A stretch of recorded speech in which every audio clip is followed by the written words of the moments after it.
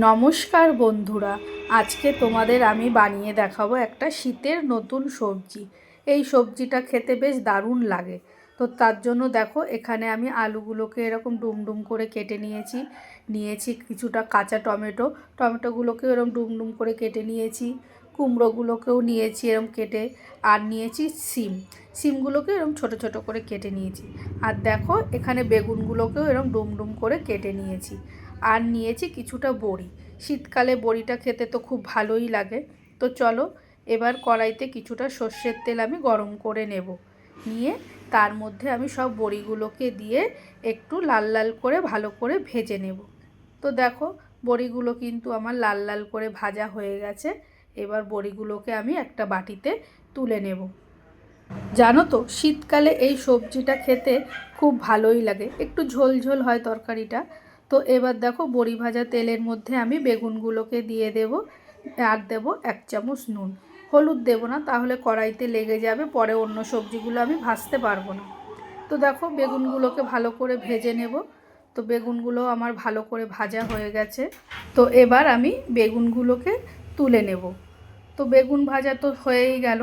এবার ওই বেগুন ভাজা যে তেলটা আছে, ওই তেলের মধ্যে আমি 1 চামচ পাঁচফোড়ন আর 1/2 চামচ মতন হিং আর দেবো 1 চামচ মতন আদা গ্রেট করা। তোমরা চাইলে আদাটা একটু বেটেও দিতে পারো। আর দেবো স্বাদ মতন লঙ্কা। দিয়ে এই সমস্ত কিছুকে আমি ভালো করে একটু ভেজে নেব। এই মশলাটা যত ভালো ভাজা গন্ধ হবে, তত কিন্তু খাবারটা টেস্ট হবে। তো দেখো, মশলাটা আমি ভেজে নিয়েছি। এবার এর মধ্যে এক এক করে সব সবজিগুলোকে আমি দিয়ে দেব। টমেটোটা একটু আগেই দিলাম, যেহেতু টমেটোটা একটু গলতে টাইম লাগবে। তো সব সবজিগুলোকে আমি দিয়ে দিয়েছি। দিয়ে এবার 1 চামচ মতন আমি নুন দিলাম। দিয়ে সবজিটাকে ভালো করে আমি নুনের সঙ্গে মিশিয়ে নেব। তো দেখো, সবজিটাকে আমি ভালো করে মিশিয়ে নিয়েছি। এইবার একটা ঢাকনাকে আমি দিয়ে ঢেকে সবজিগুলোকে আমি 10 মিনিটের মতন রান্না করে নেব। তাহলে কি, ঢাকনাটা দিলে কি সবজিটা একটু তাড়াতাড়ি সেদ্ধ হয়ে যায়। শীতের সময় সবজি তো। তো দেখো, 10 মিনিট পর আমি ঢাকনাটা তুলে নিয়েছি। নিয়ে এখানে দিলাম আমি পরিমাণ মতন হলুদটাকে দিয়ে সবজিগুলো আবারও আমি ভেজে নেব।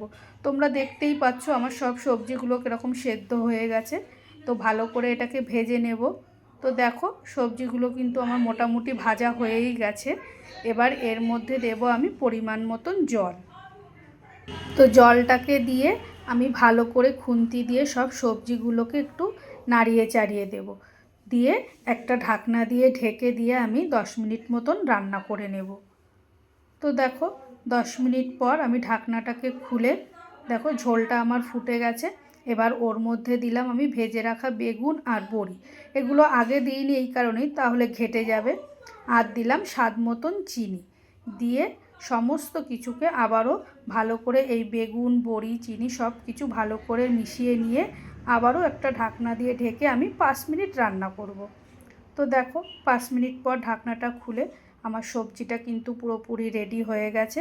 একটু গা মাখা ঝোল রেখেছি, কারণ এর ঝোলটা খেতেই বেশি ভালো লাগে। তো বন্ধুরা, আমার রান্নাটা পুরো কমপ্লিট। এটা আমি একটা পাত্রে নামিয়ে নেব। তো তোমাদের এই রান্নাটা কেমন লাগলো আমাকে অবশ্যই কমেন্ট করে জানিও। আর রান্নাটা যদি তোমাদের ভালো লেগে থাকে, অবশ্যই একটা লাইক ও শেয়ার করে দিও। আর হ্যাঁ, সাবস্ক্রাইব করতে কিন্তু একদম ভুলো না। টাটা।